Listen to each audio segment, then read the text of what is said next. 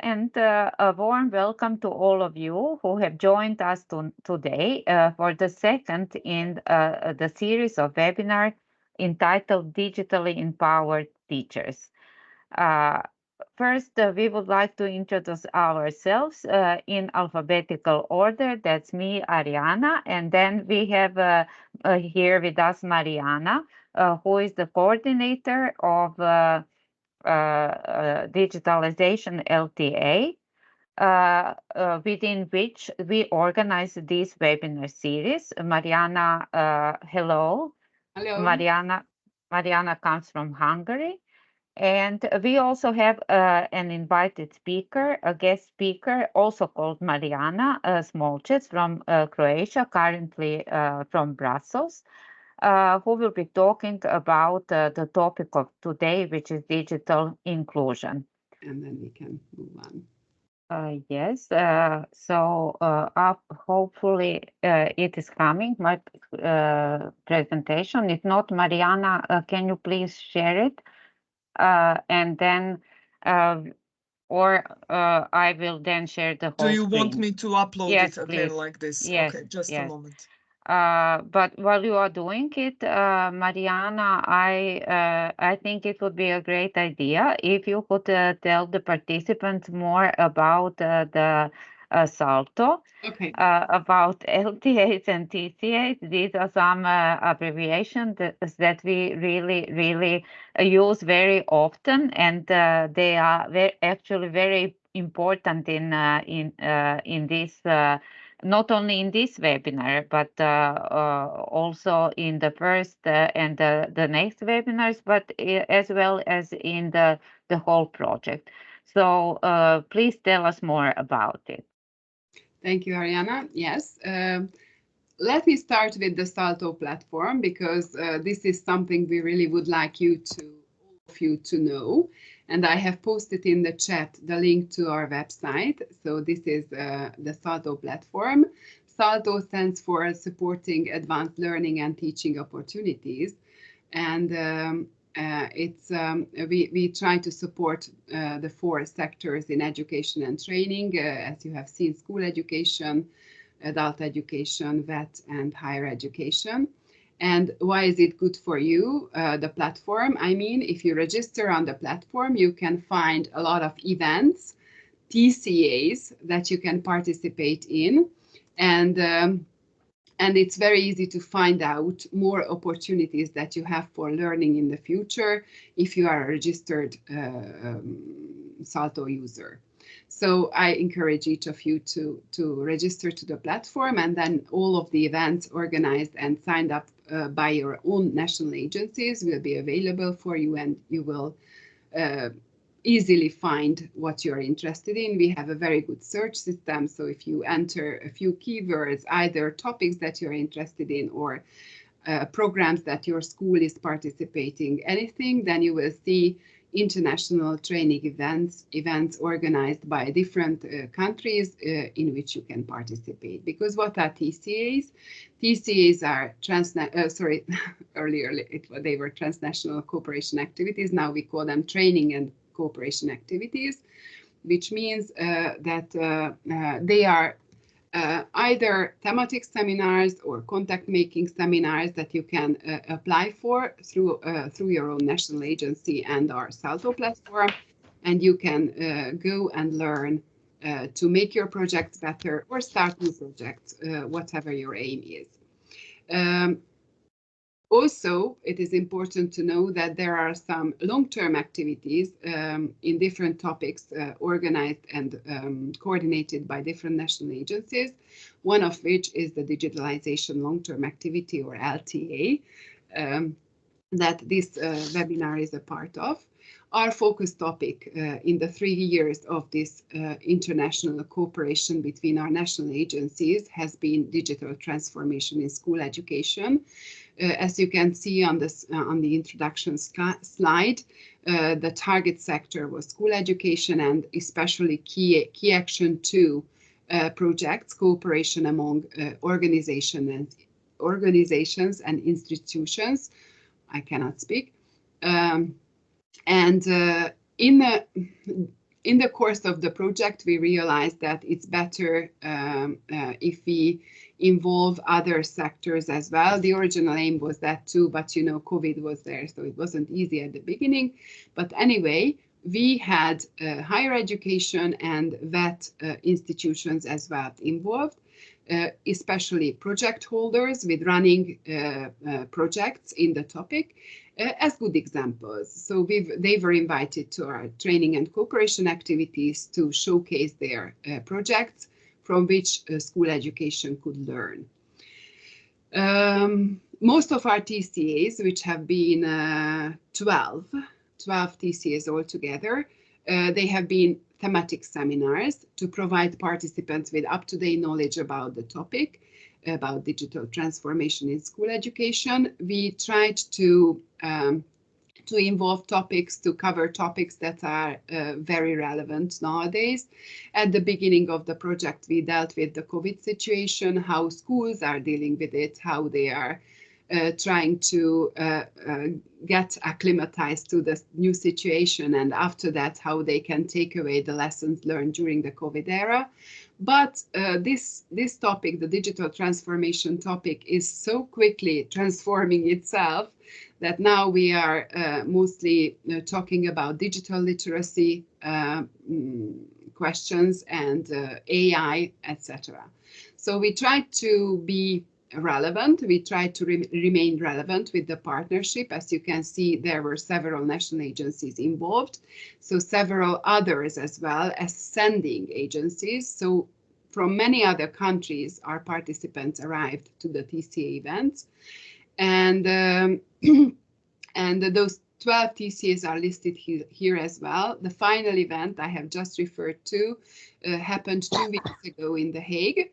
It was an extremely inspiring event as far as I am concerned. I think it was very nice to see a lot of familiar faces there who participated in more than one TCAs, but we did have newcomers as well.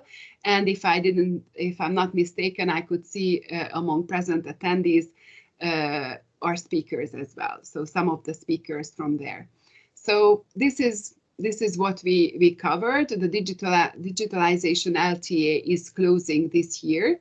So in 2024, we don't have more TCAs to be organized, but we do have one more webinar, which Ariana will talk about. So I don't want to tell it again or in front before her. Yeah, that's all. And she will talk about the twinning group as well. So I will let her do that. So that's all. I'm the coordinator, and I'm very happy that we can have you here, and I hope you will learn a lot. Thank you so much, Mariana. That was really, really very informative and detailed, so that I'm sure that everybody now knows more about Salto and the opportunities it offers, as well as about the activities that have been happening within this digitalization LTA. Yes, and as you mentioned, there have been quite a lot of TCAs, and I just wanted to share the slides. And they all cover different topics. So we wanted to organize a group that would gather participants from different TCAs and keep them together, so to say. And we decided to open this group on eTwinning as an eTwinning group. So it was launched in June last year. And if you are not a member, please become one, because here you can see the QR code that will take you to the ESEP platform, and also the Bitly link that you can use. And in this group, we share all the materials that we gather or collect, or also all the ideas and resources that we learn in different LTAs, and then we share them in this group. And also another activity that we organize are the webinars that Mariana has already mentioned. So the first one was organized in January with Lydia Kral. It was about AI. Today, we are very happy that we have an expert on digital inclusion, which was also one of the topics in one of the TCAs. And we also invite you to our third webinar in May with Eva Toth about project-based learning, but we will talk about it later. Right now, I would like to introduce you to Mariana Smolčec, our guest speaker and expert. She is an English teacher at Brussels European School in Brussels. And she is also a moderator of the featured e-twinning group about inclusive education. So I think Mariana is the right person to talk about digital tools in education. Mariana has an experience of 20 years of teaching English to students in secondary schools. Mariana used to be an e-twinning ambassador for Croatia, and but she still leads the e-twinning group for digital inclusion and organizes a lot of different activities for teachers to implement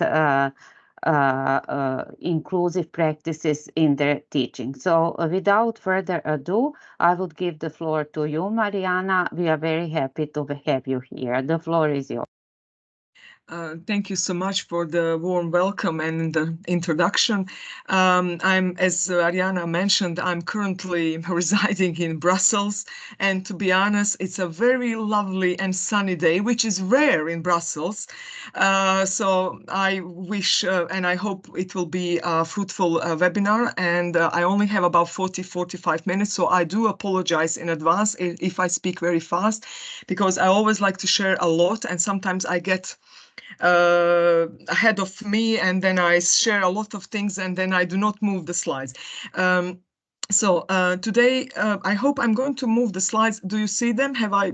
Okay, so a short overview will be what is personalized learning, then how similar or is it connected to inclusive education, which in a way it is. Sorry, Mariana, we don't see the slide. You need to take control. I will take the control. Okay, good. Is it okay now? Do you see the slides now? Yes, okay. Yes. So the personalized learning, inclusive education, what are the ways of personalized learning? Why is it important to include the stakeholders, and who are all the stakeholders? And of course, this digital technology, or do we use it? Is it necessary? How beneficial it is to our students? And if you have noticed, I only put in brackets Web 2 tools, but actually most of you have already known, and probably some of other presenters and or Ariana have been shared, that all of the very common assessment tools or tools that you have been using maybe in your classroom have been now integrated with the artificial intelligence.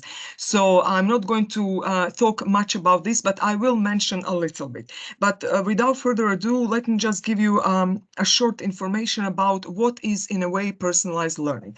According to what it is said online and how much I have been following, the personalized learning actually says it all. The student is in the focus or in the center, and it has been for some time, not maybe only in Europe, but also in the United States, because most of the things we sometimes take from these countries. So far it is something that it is of student interest, but the most important thing is that the student is the one that actually will have to take the control of its own learning. So we have to think about his productivity, we have to think of his needs, we have to find the unique learning experience, what suits him best, and of course, in order for him to develop certain skills. So the educational approach in the end has this aim, learning adapted to students' needs. And the other day I read online on Facebook group of Croatian teachers, one of our colleagues got a Fulbright scholarship, I think, and she mentioned how the learning in some of the classrooms in United States work.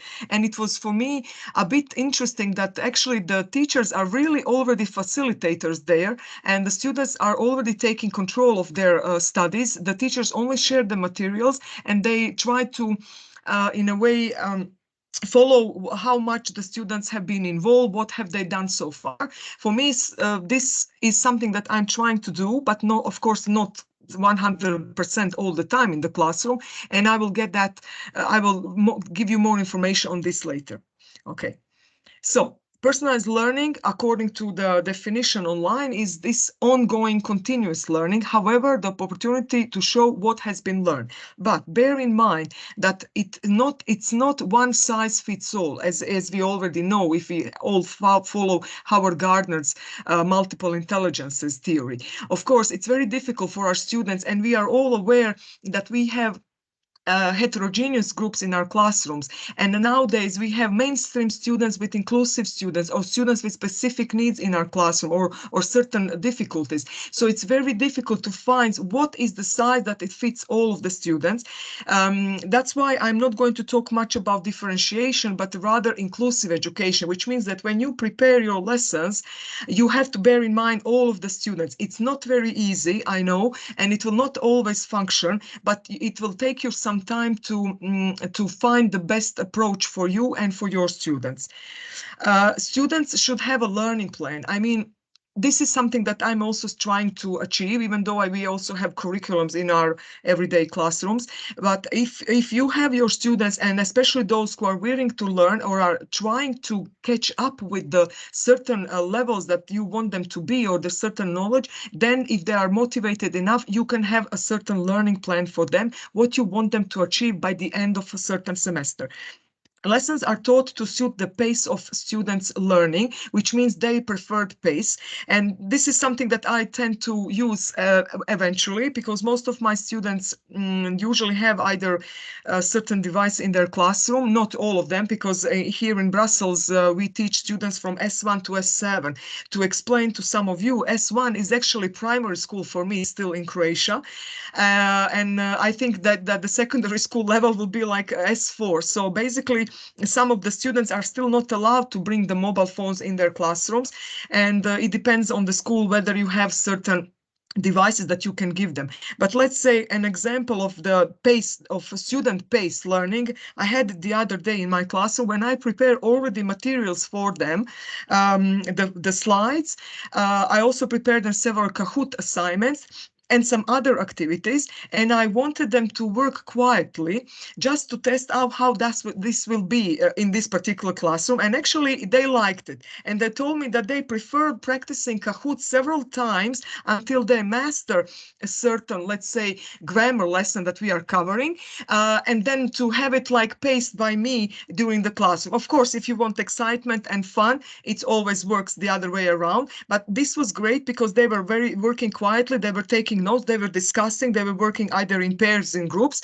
And then today, when I came back to the classroom, I asked them how much did they understand, and they told me there were still some questions. And then we took it as a traditional approach, where in a way I was like explaining the things that they were not too clear, and they were listening, taking notes. And then of course I told some of my students, especially the student with dyslexia, she told me, Miss, I still do not understand all of the things.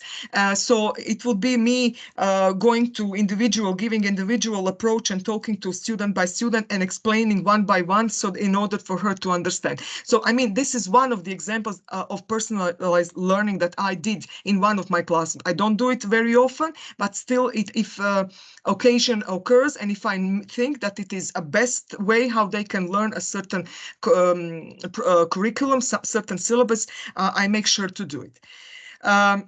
Students can have this short-term versus long-term. As I said, they take this greater role in learning, which means in the end, you want your student to say, now I understand and I'm able to do this or that. The personal learning means adapting or redesigning your learning space, and it would be preferable if you have your own classroom, and then you can decide how you would like to have your seating arrangement. How does it work for you?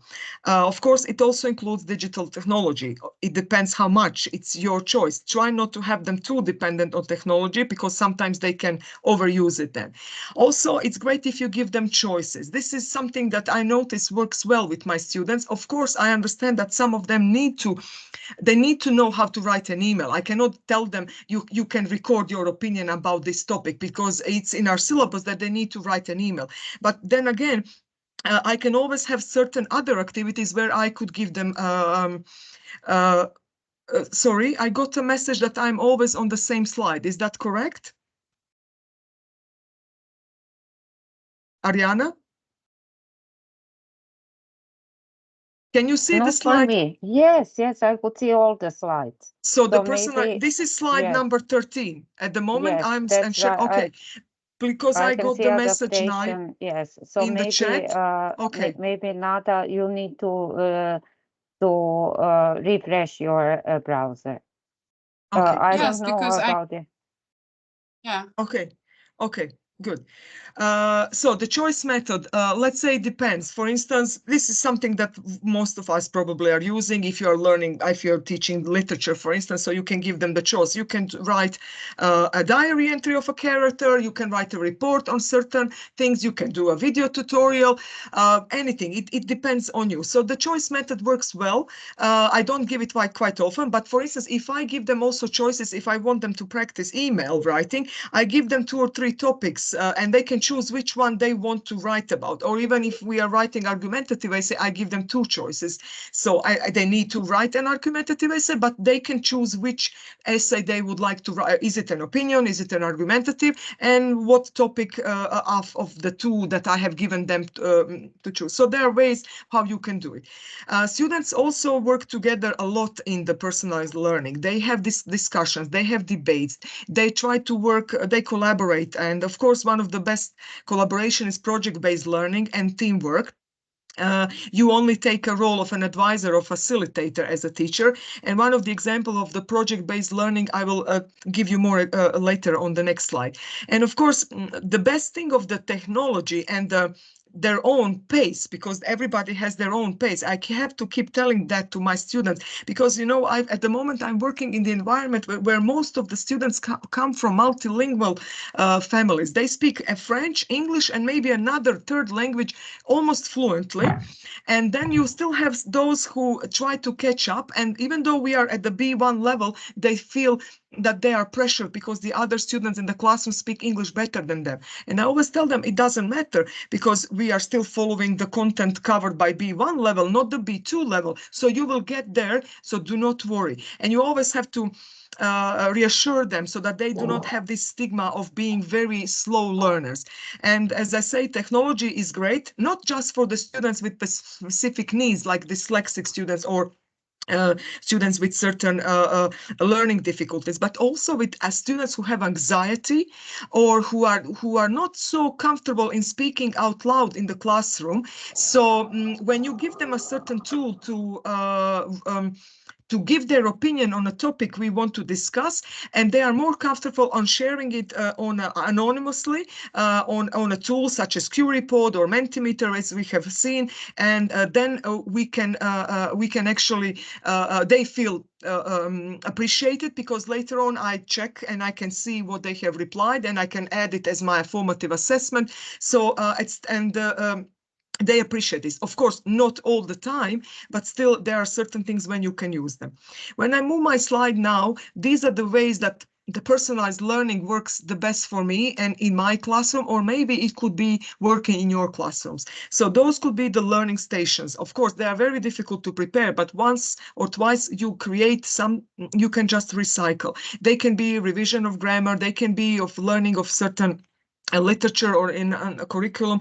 You can have like 6 stations, but with 4 groups. So you have to have 2 stations where you can have extra activity, and students can go from one station to another to learn a certain activity. It can be like you can adjust it as like let's say, a QR code hunt, or they have to search information. So they have to do certain tasks, and you can give them like a certain word that will needed for them in the end, for the when they cover all of the stations. So they can either unscramble a word, or they can write a sentence, and so on. So there are ways that you can do the learning stations. Of course, they can be done online, if you want to create it online, or just normally in your everyday classroom.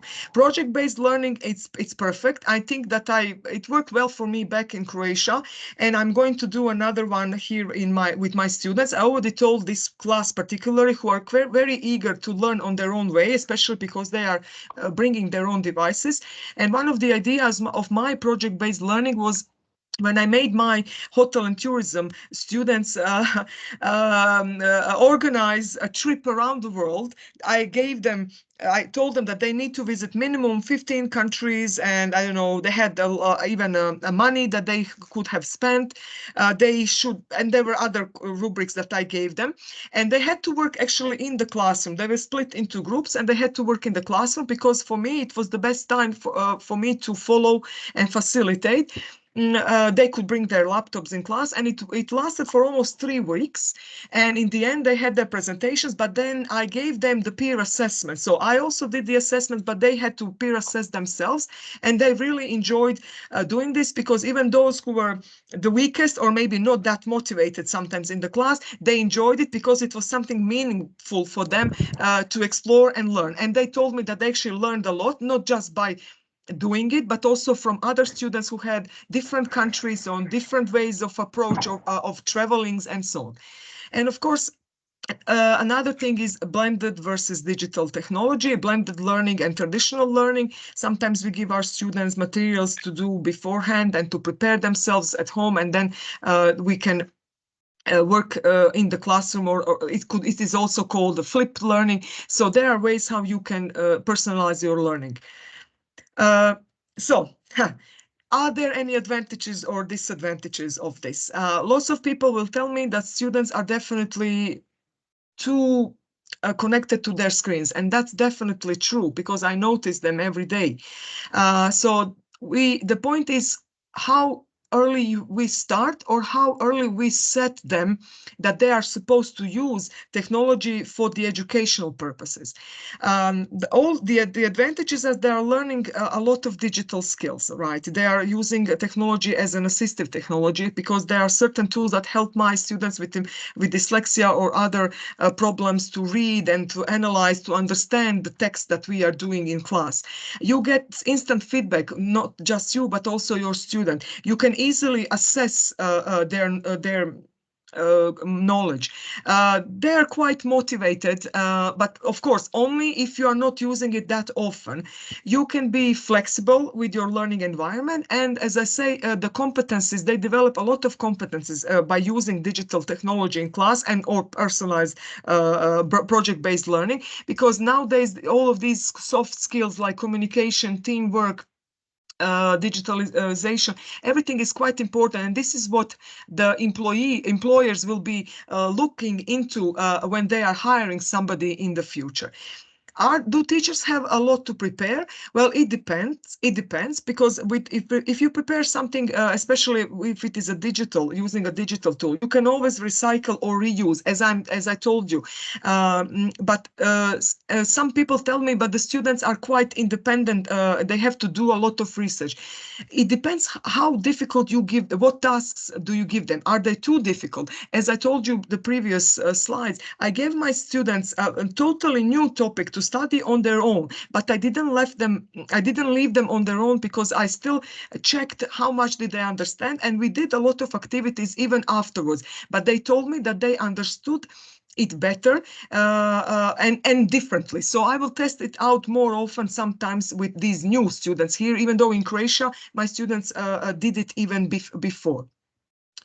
Okay, So I will not talk more about the inclusive education, but this is something that we all know that it is the whole person approach. And we have to be very flexible with our curriculums, and we have to be aware and adapt different strengths and different learning styles with our students, because most of us have now students with difficulties in our classrooms together with the mainstream students. So once I had a speaker from Ireland in my group, and we were talking about differentiation, and he told me, bear in mind, Mariana, differentiation is not the same as inclusive education, because inclusive education means if you are teaching a new vocabulary to a student, I'm just giving you an example, you are going to have them to see the word and to see the image.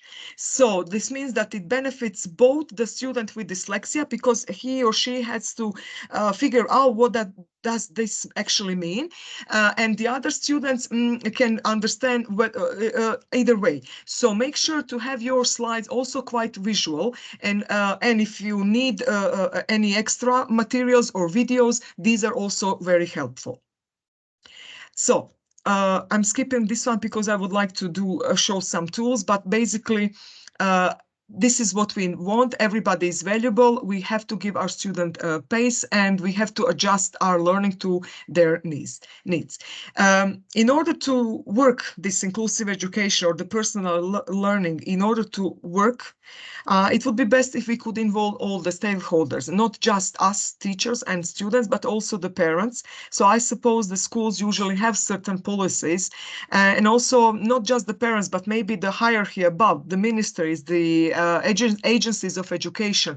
And I think in Croatia, this so far works quite well, because for the past 11 years, we have been working a lot together with Croatian agency for network and academic learning, and also Ministry of Education. So it is a lot on work on the teachers, but it has to be involved in order to find a perfect balance for everybody, and not to stress the teachers. But unfortunately, we are always under a lot of stress, and everybody still expects a lot from us. So I don't know if you have heard of this new tool, QReport, that I actually heard from Mariana. And even though I heard it about 2 years ago, I don't think so. I have been using it for the past year in my classrooms with my students. And I was supposed to now share my screen, and in order to demonstrate the tool and maybe for you to type in some results. It is quite similar like Mentimeter, but also like Nearpod in a way. So how am I going to do this? I have to stop sharing maybe and start sharing the screen. Let me see how this will work. Let me see if I can share my screen now. Yes, yes, and I will share the link. Okay, it's this one. Just a moment. Do you see my screen now? Anybody? No? We have now. I don't think that I'm sharing anything at the moment. Just a moment. No, you are not. Yes, just a moment. It takes some time. It's okay. Now? Yes, now we can see it. Yeah, but the problem is that my okay, I will start from here, from this slide. So I'm going to start an activity, but before that, just quickly to tell you about the tool. It's quite interesting because as I already mentioned, you have the homepage where you have a lot of subjects to choose from, grades, and it also incorporates the artificial intelligence, which means that if you want to create lessons here on the top right button, you click this create lessons, and you can either enter I don't know, type in certain activity, and AI will create slides for you. Or if you want to do it yourself, you have to choose the create your own. And in that case, you have these activities slides, which are interactive, that you can use like an open question slide, or you can use, for instance, another slide, let's say a word cloud, and so on and so on. So for instance, you always add them here on this plus button. And if you want to include your other content slide that you want your students to learn from, like images or even some media, you can add them on the other slides. So this tool is very useful. And I think it's one of the best tools that I have actually heard of. And the reason for that is because I make my student share their real names. Which means that they actually automatically get the nickname. This is now the slide that I would like you to share. It also has the pin. I'm going to ask you what is your favorite digital tool. I'm going to start the Q report and wait for you to enter. This will take some time. When you enter, you will be assigned automatically the nickname. Let's say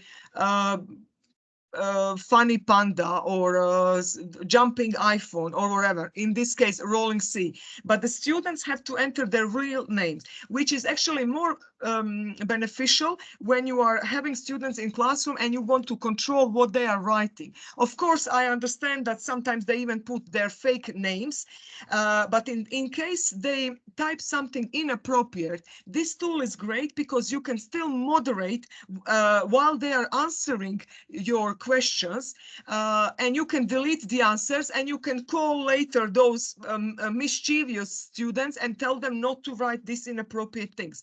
I'm saying this because it happened in our classrooms before, and the reason why I introduced this tool to some of my colleagues back here in Brussels is because they asked me, Mariana, how will I know who is writing what? So I remember this useful tool. So I'm not going to take a lot of your time. I'm just going to start the activity. Oh, sorry. So you have to click twice or 3 times sometimes the button play, and then we will wait for your answers. I will see here your answers might appear on the cloud, but for instance, when you start typing or answering, I will show you now. This is a small like a button, and then you click here, open for moderation, where I will see what are the people typing, what are they sharing, for instance, and I'm waiting for your answers at the moment. So for instance, if there are some inappropriate answers, am I sure? Yes, if there are some inappropriate answers, for instance, let's say, if any case the student did something badly, then I would, now you see Ariana is sharing a lot, and I can delete something, for instance, if it is inappropriate.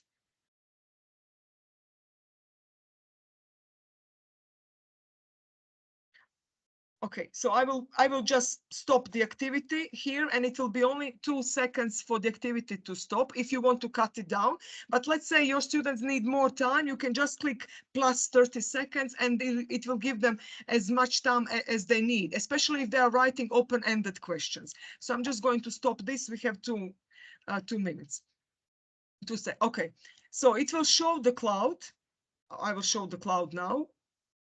Did it appear? Okay, Magic School, Mizu, Canva, ChatGPT, Kahoot, and so on. And for instance, if this was like an open-ended question, you can have your students write answers on, thank you for your answers. You can have your students write the answers, let's say, for instance, I used it for, with my S5 L2 classes, we are reading at the moment about Lord of the Flies. So for instance, I did the whole chapter 2 with them using this Q report. So I gave them the introduction, I gave them discuss in pairs, and please jot down 2 main events, and it was an open-ended question. Then I gave them my slides saying, okay, these are the main events. Then the next interactive question, then I give them a poll to vote, and then they are very tired and I give them a brain break, and they were supposed to draw something, for instance, and then we continue until we finish. So you can have the whole lesson done through this Q report, and all the students would be involved if you have 30 of them in the classroom, if they have the necessary tool. So if you still haven't heard of this tool, I definitely advise you to test it out. Okay, so now I have to go back to the presentation. And how will I do that? Let me see that. Okay, do you see my screen now? Yes. Sorry, but that Yes. was the wrong, Yes, yes. wrong tool. I have to stop sharing, and we need to share the slides like we did before. Just a moment. Just a moment. It will take some time. I apologize. And I will be I will try to be very fast now because I see the time is running. Is it uploading yet? Not yet. Yeah, it will. Yes, now it is. You can see it, yes. Yeah, I have to just move the slides, sorry. So there will be no more screen sharing and talking about the tools and the hands-on workshop. So I'm just going to, so QReport is definitely a must, and I think you can use it for your education. But these are the tools that I mainly use. These are my favorite. Of course, I don't use them all the time, and sometimes I only prefer 2 or 3, and I'm just using those, and then I choose some other. And make sure to use the pedagogical approach when selecting your tools. So those tools that work best for you and your students. The tools should be meaningful, and make sure to avoid the tools that have no purpose. So for instance, I use Immersive Reader, which is integrated into Office 365. For my little ones that do not bring the mobile phones, Plickers is very useful because you scan with your mobile phone their answers. They have the QR code cards, and then this is how they can play Kahoot, let's say, in a very traditional way. Quizalays is also very nice. It's very similar to Kahoot, but you can add a lot of differentiation things like PDFs or maybe videos. So if you give your students to learn to study something and they get poor results at the end of the quiz, you can send them materials to study them again and then to redo the quiz. So that's why it's a very cool tool as a differential with use of the differentiation. Togglik is something very interesting, but I think it's more interested for the primary school teachers, then or anything regarding Office 365, QReport we already mentioned, Visor, Quizlet for the vocabulary, or any other thing that you want to study. So these are my favorite tools so far, but of course there are many more, and I didn't include them in the slide. Don't worry, I'm not going to talk about all of them. I just want to tell you that the Immersive Reader is one of the tools that helps my dyslexic students and students who lack concentration, because this tool allows them to read the text easily. Why? It is used for dictation. It can block the text that they do not read. So you can read line by line or at minimum 3 lines. And this is very useful for dyslexic students. But if you don't want them to read like this, you can give them like blue or other colors like cards, and which can only focus them on certain lines. This is like traditional ways how they can easily learn, but Immersive Reader helps them if they have a digital tool. It also helps them to make space between lines. It also teaches them how to pronounce, because it can break into syllables. It can translate your text into 40 plus languages or read them aloud. And of course, my dyslexic students, she still needs to practice her learning a lot. So I showed her how to adjust the speed, because I'm speaking now 1.5. That is probably too fast for her. So she can even adjust the speed to 0.50, which is very slow reading, so that she can hear what the speaker is pronouncing, especially for in English language that I'm teaching. It can also change fonts and colors. And the best thing is that it also has a visual dictionary. So if the child does not understand the meaning of the certain word, he can just go with the mouse over it and it will show him an image. Of course, it's not the best dictionary, but for certain words, it's quite helpful. Okay, I'm not going to demonstrate this, but you can definitely test it out through all of the tools that I mentioned before, through Wakelet, through Outlook, OneNote. It is integrated in Teams, in Word document, and so make sure to test it out, and it's quite helpful. Quizalays, I already mentioned, it's quite similar to Kahoot. And it is interesting because it's used for formative assessment, differentiation. You can have 3 classrooms in free version. You can analyze your students' results, and they actually play it on their mobile phone like a Kahoot assignment. You can only see how fast somebody is going, who is stuck at certain question, and so on. And I like it because it's free and it allows you more type of questions in a free version: multiple choice, jumble order, enter the word, put in order. So some similar to Visor. So, and then you can also enter the, let's say you can adjust the time, you can add an image, you can add an audio, you can enter correct answers or incorrect answers if it is a multiple choice. So definitely worth exploring this tool. Plickers I already mentioned, formative assessment, quick and easy with instant feedback. But in this case, you have to print out for your students QR code cards, and they have A, B, C, and D answers. And the students will get the cards. I usually tell them to print them out so they can glue them in their notebook. Sometimes they lose them, of course.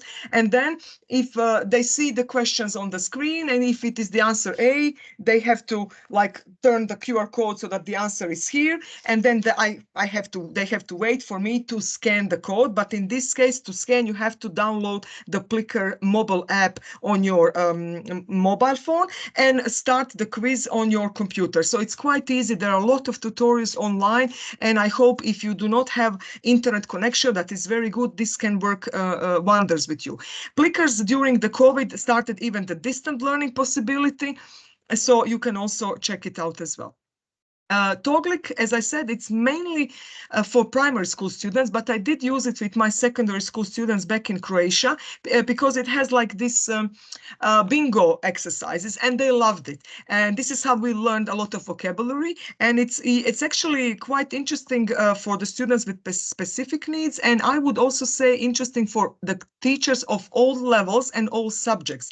It gives you working with numbers, working with words, and also cross-section activities. So try it out. Unfortunately, this tool might not have a lot of tutorials online because it is based in Europe. I think originates from Czech Republic, but you can still find some tutorials nowadays. So the students usually enter, you get your own classroom, you get the number of your classroom. This would be mine, ZAD15.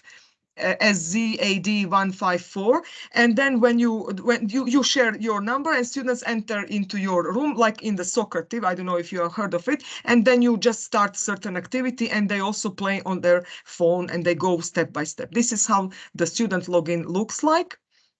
They enter your PIN, and this is their workspace. This is what you can see on your screen to control how many users are in the classroom to dispatch the activity, because you have to click on this to start the activity.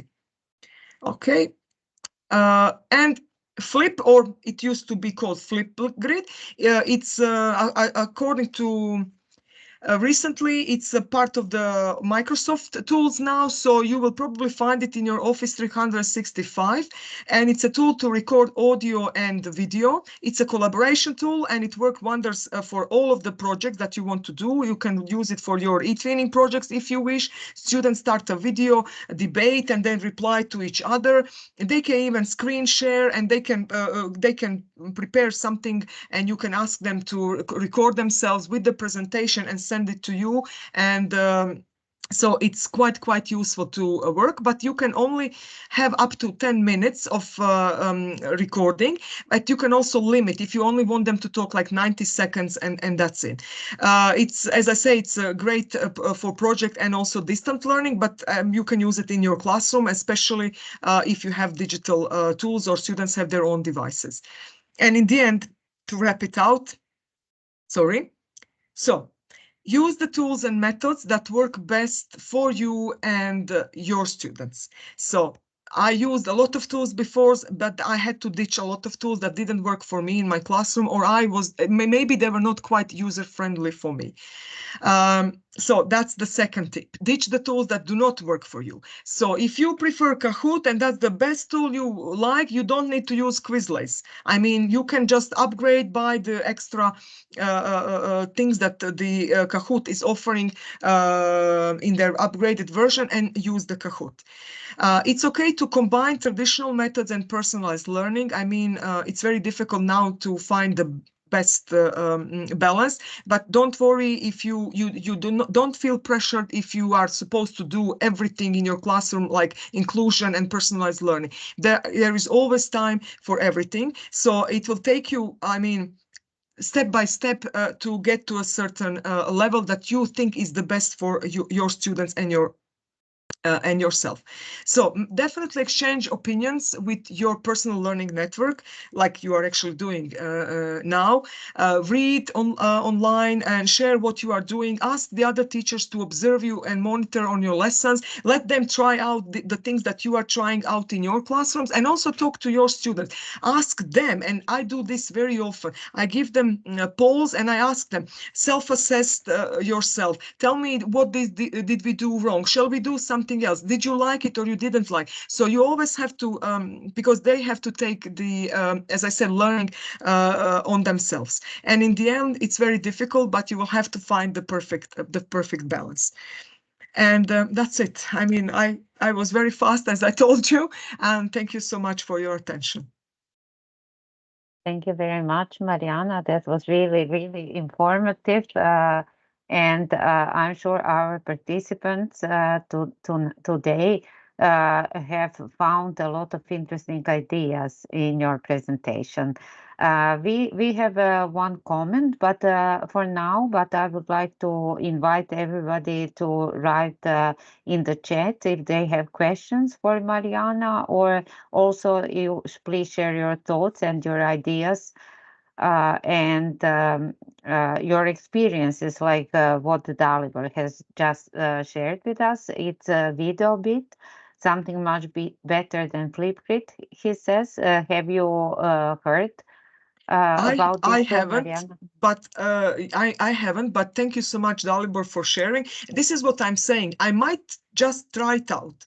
And if it works for me, I will definitely forget about Flipgrid. But if it does not work for me, I will stick with the Flipgrid. So as this is what happened, and I had many years ago, I had a presentation, keep it simple, but keep on going. And one of the advantages, one of the tips was like, there are so many tools, you don't know which one to choose. And that's one of the things that we teachers have to bear in mind. So if it is pedagogical, if it works for me and my students, if you get bored with a certain tool, okay, choose another one, and then you can just go back to that one old one. So I don't know, everybody has their own approach and ideas, but Dalibor, I will definitely look into it, and I will let you know how I like it. Thank you. Yeah, Oh, indeed. super. He developed it. Perfect. Yeah. Yeah. Yes. Yes. There are things that I would like to Curipo to have, but it doesn't have. And I was thinking of sending them emails, because what I miss is this quiz type of tools. But we know so far we don't have everything in one tool, but it will be perfect. And I will definitely check this one you shared, Dalibor. Thank you.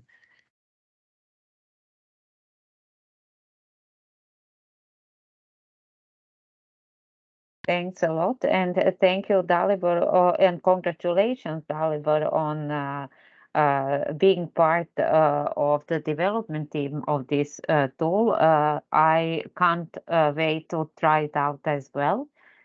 Thank you. And Yasna is telling us that there are really a lot, you get lost if you use too many tools, at least what she does. Yes. And Yeah, mhm. yes, this is what I wanted to say.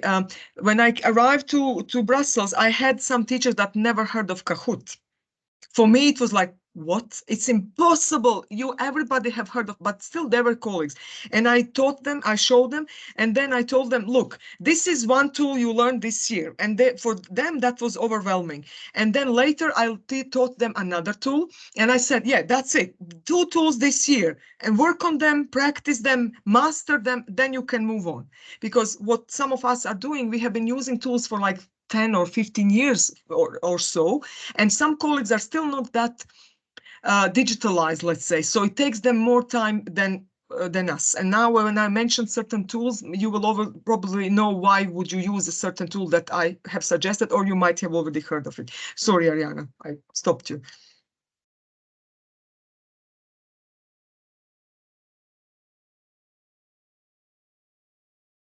The microphone? Yeah, we cannot hear you, Ariana. I'm trying to find it. Yes, yes. So no, no, no, you didn't interrupt me. Indeed, there are so many different tools, and we need to find our perfect balance that just as you have written. Okay. Mariana, do you have any questions? I was just wondering about this dependency on digital tools. When we talk about inclusion, but it would be a long talk. Maybe a next webinar could be organized around it because it's very interesting. You have already mentioned that you always have to pick the pedagogical meaning first, but the pedagogical goal to use a digital tool. But yes, okay. So it's not a question after all because we don't have time for a discussion about this. But I'm very grateful for your presentation. So I just wanted to say thank you. And I really encourage all the participants to ask questions. If you don't have questions right now, then please ask them in the e-twinning group, or you can find Mariana in different platforms, I guess, on LinkedIn or wherever. So I encourage you to find us there as well. And I also posted in the chat some details before we lose participants about the next webinar. But Ariana, the floor is yours. I don't want to say anything else right now. Thank you, Mariana. Yes, so we are preparing our third and final webinar in this webinar series. This webinar will be about project-based learning, and it will be delivered by our invited guest speaker and expert Eva Todt from a Hungarian secondary school on the 16th of May, also at 5 o'clock. So please feel free to join in the eTwinning group, and there you will also find the direct link. But here on this Salto website that Mariana has just shared, there are also the links. And we hope to publish the recording of this webinar as well there, and also the presentation slides. So if you have missed anything that Mariana has just mentioned, just go to the twinning group, and you will be able to download the presentation that Mariana has shared. So if there are no questions, There is yes, one. yes. How to join the twinning group. Okay, it is here. So I have the slide here. You can see here the QR code. And also the bit.ly shortened link. So bit.ly that digitally empowered teacher underscore eTwinning. I will also share it in the chat. And it will lead you directly to the ESSA platform. You need to register on the ESSA platform, and it is open to all the members of ESSA, not necessarily only eTwinning teachers, but if you are a member of the eTwinning community, even better for you. And you can join the inclusive education group, which is a feature group as well on eTwinning. We have a lot of materials that we have shared since 2015, presentations, and we organize webinars. So you are welcome. And also you are welcome to share and also do webinars and share your experiences. Yes, so because that's why we are organizing these webinars and also creating, for example, the digitally empowered teachers group in eTwinning, because we would like to encourage all beneficiaries to participate in their own interested topics. So if you have anything to share with people interested in the same things than you are, then you should join these groups and organize a webinar for yourself there. It's possible. So it's just we are just trying to give you good examples here. That's what I'm saying. Yes, and Dalibor, for example, you, especially as a member of this development team, I think it would be a great idea to showcase your tool in the inclusive education group that is led by Mariana. And Mariana, I'm sure you would welcome Dalibor and also other colleagues' presentations. Yeah, he will probably get an email very soon.